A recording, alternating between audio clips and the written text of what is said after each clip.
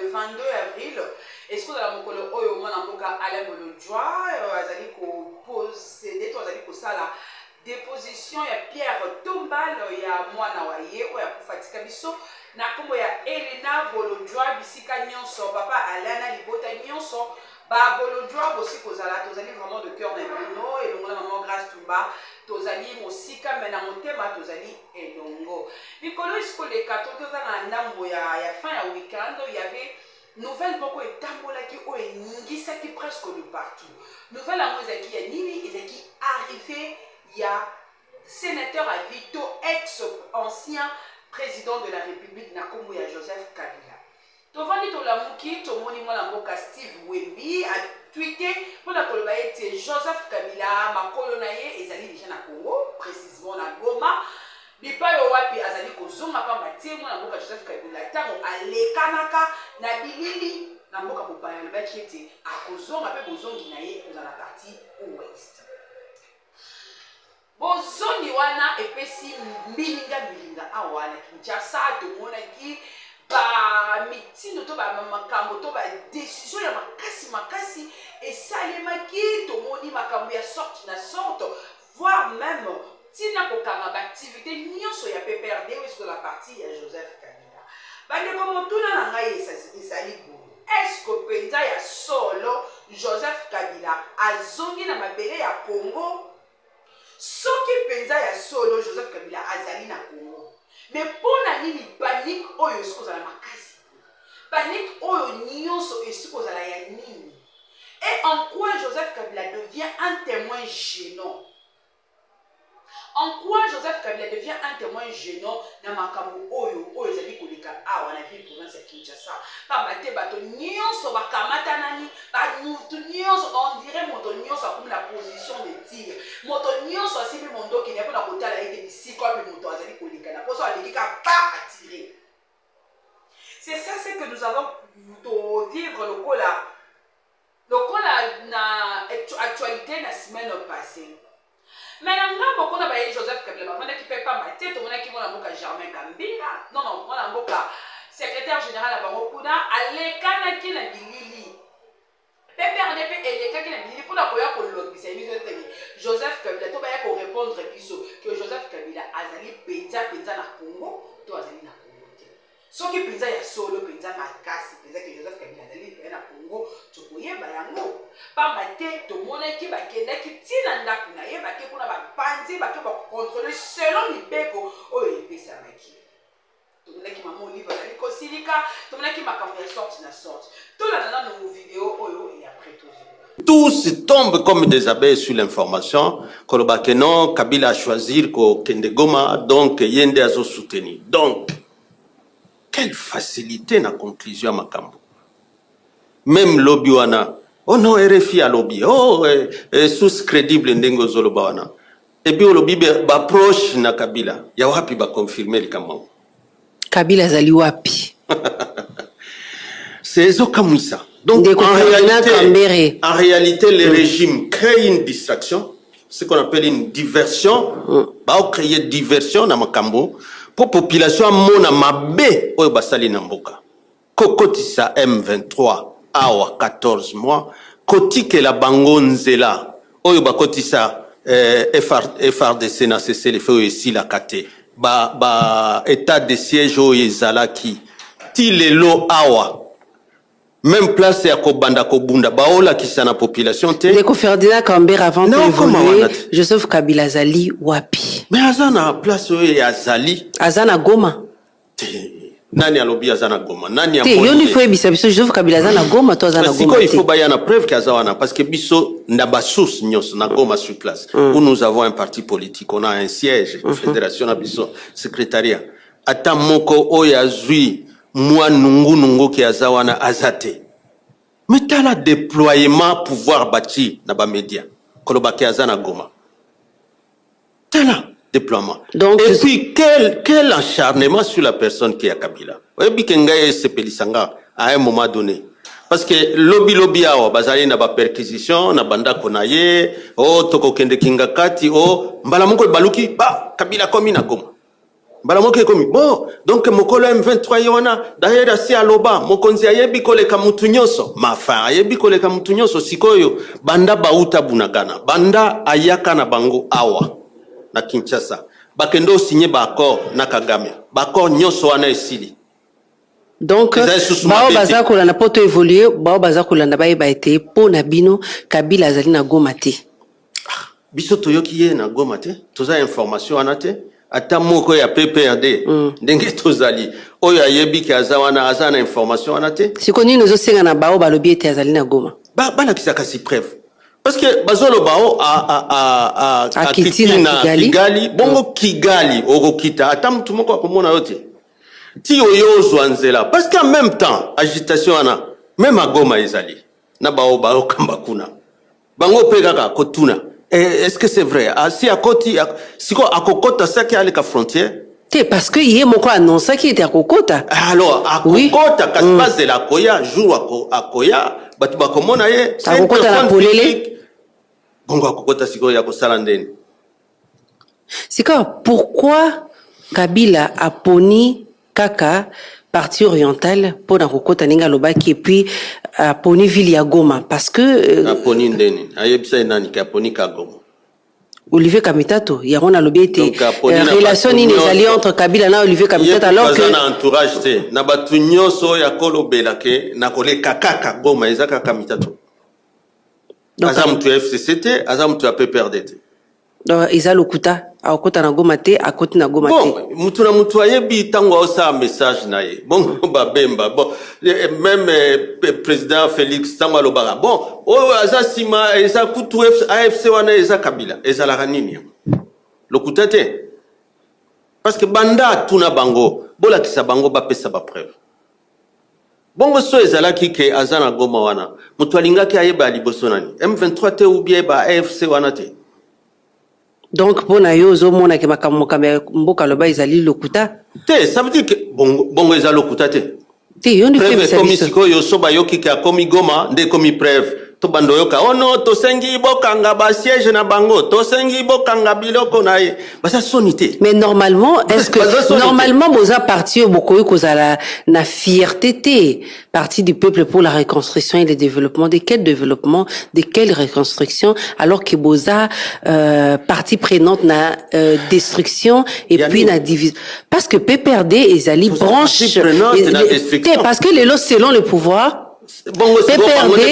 PPRD ezali branche politique il y a M23 AFC parce que Mokambila bino azali na kati baza sonité ko lobandingi wana baza na sonité ni bango baza okamba bango baza ba sonité yo yena 14 mois nani wana soki nini wana M23 ofandisi bango otambisi bango na ba camp militaire tibo signé ba accord na ba Rwanda wana bakor ya ba minere ya bakor ya nini awa bauti okutana na Doha ezalaki PPRD oyoka kite ke bakenda na Doha d'abord 1 po ba solola na Kagame 2 po ba solola na M23 siko wana ekomi likambo ya PPRD mutu azoboma mboka nani eza bango te parce que yo kotika mboka armée na yo ebundaka te oyena ba formule magique na yo ke wazalendo batu ba omona ndenge bazokoma na Goma wana et puis ndenge bazokufa donc allié place que armée bunda ndenge bundaka oyo armée atikaki ezobunda mais bakangi ba généraux awa na ba prison ba mususu ba kufi sikoyo ekomi bazalendo bakolibere. Et puis va profiter tango ka mokonzi mboka kala lobi mboka ekoti crise tokofanda kimia te tant que tomona population ezo souffrir et puis gouvernement ça olakisa ta formule moko te akosilisa. Siko contribution nino Kabila alakaki biso akosala yango pona kosilisa crise. Contribution na ezali nini kosolana nanga ko jouer médiation entre Nanga na Tshisekedi ou bien contribution na ezali ya ko enfoncer le sumboka na kati ya insécurité. Ko enfoncer ndeni batu ba enfoncer dans des gouvernements na biso. C'est gouvernement koki ko tika ete mboka ko ya na likambwango. Bah c'est alors que pouvoir ezali menacé. Mais comportement ezali menacé ndeni. Baza menacé te comportement na bango parce que muntu amema bango bakendo signer na baye ya Cezanani. Si bakendo signer faire des routes que place M23 au bakotisa ezali bakobundate. Banda jour ils ne font que reculer. Ils ne récupèrent jamais Bamboka Nyoso M23 à conquérir. Ça c'est quoi? Ça veut dire c'est complexe de la situation qu'il y a.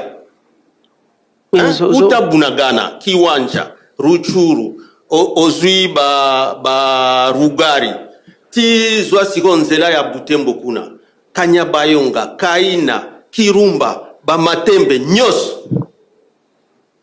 Mais entre-temps, à partir de Yawana, Tio Kende, Butembo, Beni, Ituri kuna, monaka mituka ya Uganda, armée ougandaise, a okota na frontière na biso beti même barrière. Mutwa wa oko solatate. Rôle ya Kabila ezali na crise tozo traverser. C'est ça yango mama. Tango bando lobate, bato Kabila lobakate. Tango lobi tozo yo kakakate. Tozo kat balinga ba yo kanini.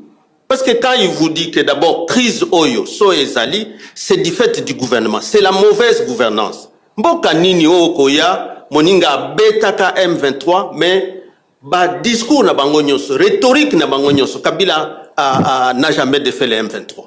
Alors que Ferdinand Kambere version on a vraiment tenir débouté dans mouvement il y a que Kabila betaka parce que ceux qui Kabila betaka ba M23 na 2013 pardon ceux qui Kabila betaka effectivement ba M23 mais il y avait pas le mécanisme il a suivi. Donc il y avait mécanisme a suivi, ça veut dire que Kolandela accord donc à partir de Kabila ou bien à partir de Onan. Non, il y a eu un mécanisme a suivi accord cadre il y a Addis Abeba. Oui, na komi wana. Na tango ya Kabila mécanisme wana basaleli nini parce qu'il faut justice et salema. Il y a eu des poursuites judiciaires. Il y a eu des condamnations. Mais il y a aussi des litiges.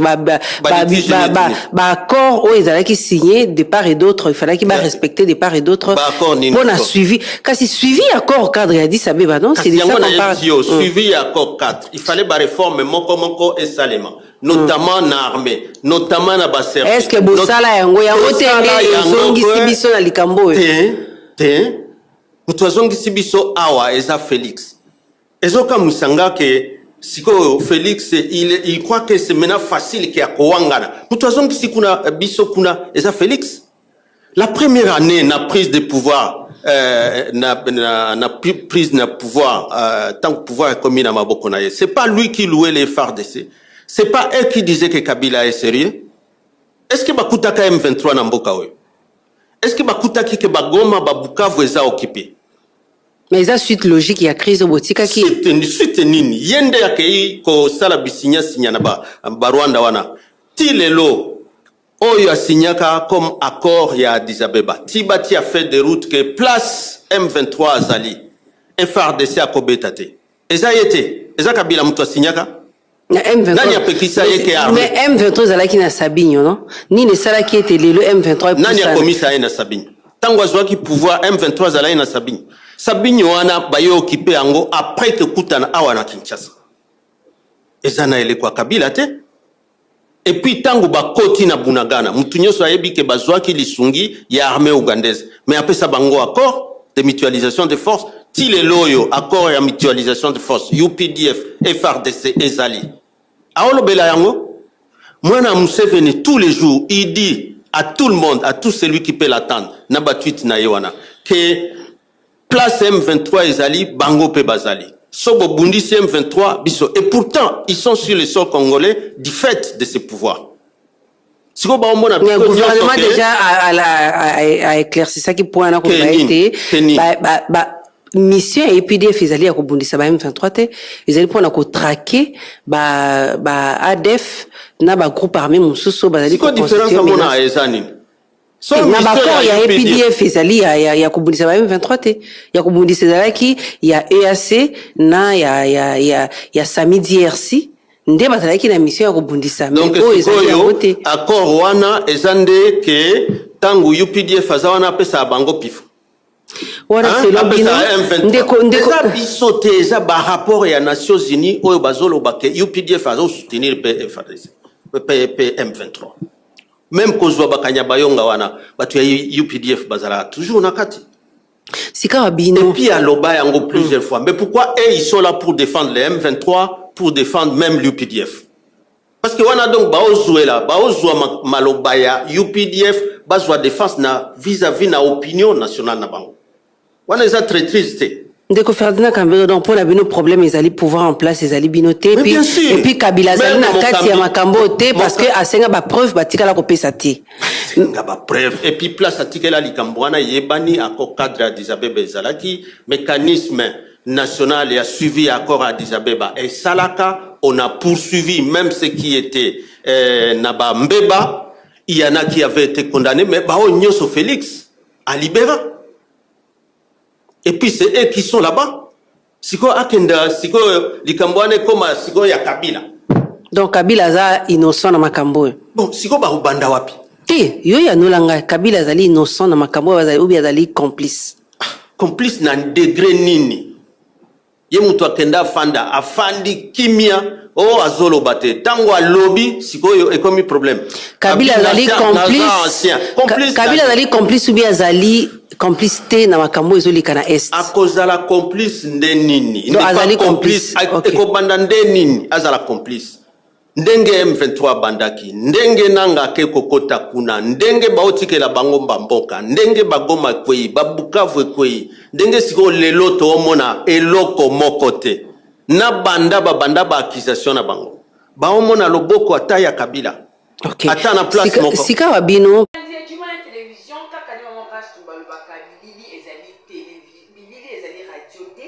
nous sommes là pour vous informer et notre devoir c'est vous informer à temps réel.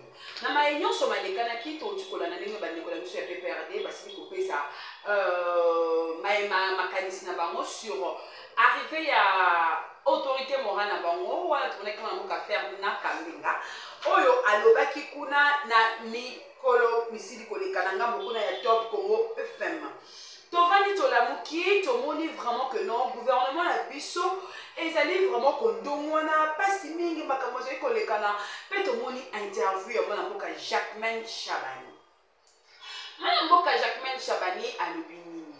Mwana mboka Jacquemaine Chabani aye ko affirmer biso pona koloba ete na eloko oyo to basalaki to mitindo oyo batindaki peta bakina kotala na ndako ya Joseph Kabila bamoni ba preuve oyo ezali kolakisa ete Joseph Kabila na temps oyo tozalaki nango ya crise to na temps oyo tozali nango na crise ye asiko ozala toujours en contact na bamboka oyo ezali kopesa biso pasi apparemment yango nde esali ete bango bakokona koloba ete Joseph Kabila azali allié na baoyo bazali kotumisa RDC. Ne yango esali ete bango bakokona koloba ete Joseph Kabila ayebi moto oyo azali kosala ete Congo na biso ekokona kozwa pasi. Vrai ou faux? Vrai ou faux bandeko na ngai pamba te crise oyo esikobetisa bato mingi moto asikoyeba te c'est qui nani azali na raison nani azali na tort c'est qui la mauvaise personne c'est qui le témoin gênant dans tout ça parce que on commence à s'accuser tozofunda na biso sans koyeba que nani azali malamu nani azali bien apparemment jusque là moto moko azali na précision ya koya kopesa biso awa que non maman grâce précision exacte ezali boye. Là, je m'en vais directement rejoindre mon père. Oh, ben, que non, grâce, la politique n'est pas ce qui se parle sur la table, mais ce qui se passe sous la table. Tozali awana AFD, c'est ce qui est AFDLR. Vous avez coupé sa passe. Quand on va M23, vous allez ça passe. Mais entre nous, mais entre bango na bango, mbilinga ezali kolitana. Makoti ezali kolikana bango na bango. Awa bazali koloba ete Joseph Kabila. Avandi mikolo ebele penza. Nanga bokuna ya Rwanda. Il était vraiment dans le périmètre de Rwanda à plusieurs reprises. Voilà pourquoi ayaki kozwa mokano oyo elobi ete basuspendre oyo ebengami activité nyonso ya PPRD jusqu'à la nouvelle ordre. Parce que bayebi te oyo nini PPRD ezali komoniganse na se wana. Yango tomonaki mikolo misiko leleka awa basambisaki presque bakambi nyonso ya PPRD. Tomonaki basambisi barobe minako Shabani tomonaki bango ebandoli Shabani tomonaki bango ebele bakendaki kosamba nzoka nde makambo ezali komini nesi. Tolanda vidéo ya mwana mboka Shabani Jacquemaine oyo la patron ya sécurité et après tozonga pour troisième partie. Nous avons malheureusement une multitude d'informations et de faits qui cristallisent le fait que l'ancien président de la République, Joseph Kabila, qui est leader de ce parti politique, a des accointances avec non seulement le groupe terroriste qui est utilisé par l'armée rwandaise, c'est-à-dire le M23, mais aussi qui a des accointances avec l'armée rwandaise. Il a séjourné à plusieurs reprises au Rwanda, à Kigali. Président Christian Bossémé, sur quoi le problème? Sur où il y a le problème? Mabé ils ont été la wapi. Mabé ils allaient les penza wapi, président. Ah, wabato bazali côté les makolo ba été gestion ya boya c'est ça qui se la malamuté. Bato balobi était président Christian Bossémé azali ko boma c'est ça. Ba miso bazali ko ba été non Christian Bossémé yende kutu. Moto azali ko sala c'est ça qui pour la aussi. Tout la vie. Merci d'être venu à cette petite communication des membres de la plénière du Conseil supérieur de l'audiovisuel et de la communication. Et nous vous avons invité ici pour vous faire le point de la situation qui prévaut au sein de notre institution d'appui à la démocratie, qui est le CESAC. Certainement, vous êtes informés, ça fait plusieurs mois de cette clameur publique concernant la situation socio-professionnelle des agents, mais aussi les problèmes de fonctionnement de notre institution. Certainement que vous allez vous poser la question, pourquoi on dit que c'est Léo conseiller Kabongo qui va parler pendant que je me fais entourer des aînés? Tout simplement parce que, comme c'est moi les Benjamins, il m'a été demandé de rapporter fidèlement ce que je vais dire tout à l'heure. Il y a eu cette clameur publique et ça n'est suivi comme certains d'entre vous l'ont suivi la semaine passée. Une lettre ouverte d'un de nos collègues adressée aux membres du bureau qui jusqu'aujourd'hui n'a pas trouvé gain de cause.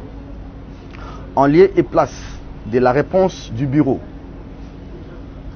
nous avions été désagréablement surpris de constater quelques jours après que 3 d'entre nous, hauts conseillers investis par ordonnance présidentielle, nous étions invités à une séance de travail dans une structure de renseignement intitulée Conseil national de cyberdéfense pour répondre des griefs qui ne cadrent même pas avec la question de régulation.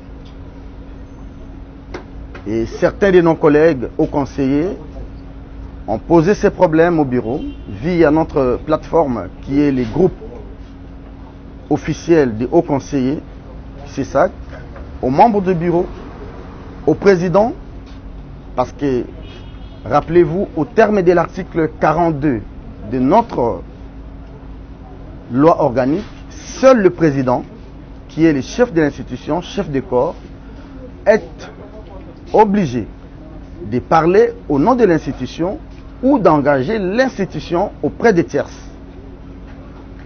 Nous étions désagréablement surpris de découvrir ces invitations venant de ces services de renseignement rattachés à la présidence de la République sans que cela ne soit transmis au président qui représente au terme ou au pied de l'article 42 de notre loi au président de l'institution. Nous étions partis parce qu'en fait, en réalité, on ne devrait pas y aller. Mais par respect vis-à-vis des institutions, nous sommes allés et dès 14 h pour être libérés à 21 h passées. Il y a même une certaine presse qui a parlé d'une séquestration. Je vous épargne les détails et ce qui s'est réellement passé. En date du 9 avril 2025, il y a un groupe de collègues, 6 au total, sur pied de l'article 35 de notre loi organique, ont saisi le bureau. Je crois que je vais avoir les documents. 5 de nos collègues ont saisi le bureau pour demander une plénière extraordinaire. Je vous montre la lettre, on va vous donner les copies avec les signataires. Vous avez 6 membres, pendant que la loi parle de 1 tiers. Les 1 tiers de 15 membres, je crois c'est 5, mais nous étions au-delà. On a signé 6 pour demander la tenue d'une session extraordinaire. Question de donner la parole à ceux de nôtres qui étaient invités dans ces services de renseignement pour qu'ils puissent nous donner le compte rendu de ce qui s'était réellement passé là-bas. Je rappelle ici qu'au terme de la loi, au terme du règlement, l'Assemblée plénière du CESAC se réunit 2 fois les mois.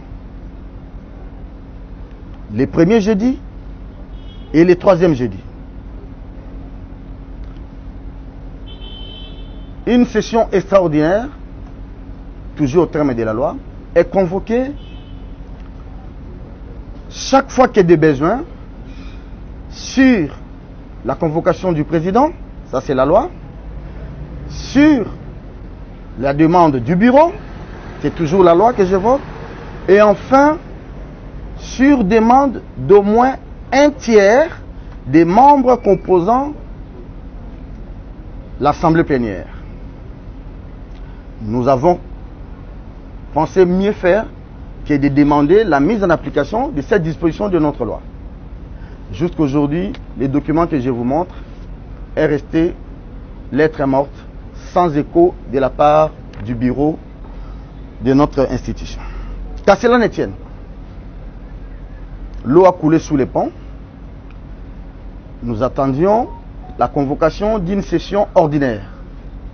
D'autant plus que le bureau n'a pas répondu à notre demande. On attendait la communication, la convocation d'une session ordinaire qui, heureusement, tombe aujourd'hui, le jeudi 17 avril 2025. Pourquoi ça tombe aujourd'hui? Parce que, rappelez-vous, j'ai dit à l'entame de mes propos que nous nous réunissions en ordinaire 2 fois le mois. Les premiers jeudis, rappelez-vous, je crois c'était un certain 3 avril, on s'était réunis ici, c'était les premiers jeudis. Les 2e jeudis, on ne pouvait pas se réunir, d'autant plus qu'on ne se réunit pas les 2e jeudis au terme du règlement intérieur. Et le 3e jeudi tombe aujourd'hui. Donc c'est un jeudi où c'est un jour de la session qui est réglementaire et il est statutaire. Grand est notre étonnement, grande est notre désolation. Nous le constatons avec vous, ici, que depuis que nous sommes là, certains à 9 h, d'autres à 10 h, d'autres à 10h30, la session ordinaire, réglementaire, n'est pas convoquée. Non simplement qu'elle n'est pas convoquée. Aucune explication justifiant, par exemple, les reports ou les décalages, et aucune justification. Non simplement qu'ils n'ont pas voulu, le bureau n'a pas voulu réservé une suite à notre demande de la session extraordinaire. Le bureau a fait fi de cela. Et ce qui est grave, le bureau botte en touche les dispositions réglementaires et statutaires qui demandent, qui fait obligation à l'Assemblée plénière, au Conseil de se réunir le 1er et le 3e jeudi. Nous sommes le 3e jeudi du mois d'avril. Vous le constatez avec nous qu'il n'y a personne, le président n'est pas là, le vice-président, parce que si le président est là, c'est lui qui convoque. Si le président n'est pas là, c'est le vice-président qui convoque.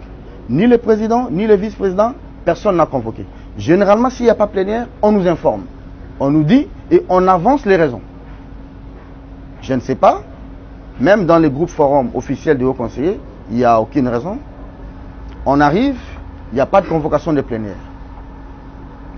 Nous vous appelons parce que nous, membres de la plénière, hauts conseillers, nous voulons dire ceci. À partir d'aujourd'hui, nous constatons ces violations répétitives de notre règlement intérieur, mais aussi de la loi organique. Et nous allons nous réunir pour tirer toutes les conséquences, que ce soit réglementaire, tout comme du point de vue du droit. Pour terminer, j'aimerais vous rassurer que la question qui est soulevée aujourd'hui au CESAC, c'est une question qui concerne une institution d'appui à la démocratie. Et que les dispositions de notre statut et du règlement nous donnent le mécanisme interne pour pouvoir résoudre nos problèmes à l'interne. L'Assemblée plénière est instituée comme l'organe suprême du CESAC. Il n'y a qu'elle qui peut résoudre tous les problèmes que nous venons de décrire à l'entame de nos propos. Puisque la loi doit être au-dessus des hommes et non des hommes au-dessus de la loi qui doivent penser qu'ils doivent convoquer des sessions ordinaires ou extraordinaires quand bon leur semble. Je dis et je vous remercie. Merci, Nathan, pour disposer pour l'émission sur Jimane Télévision. Grâce à Singa, nous avons continué à s'abonner, à aimer, pourquoi pas partager ma émission de l'émission pour la Lelo. Grâce à Suki Awa, Suki est sur l'obité, tout pour nous soulever le lobby, pour te mettre à la. Merci. Au revoir.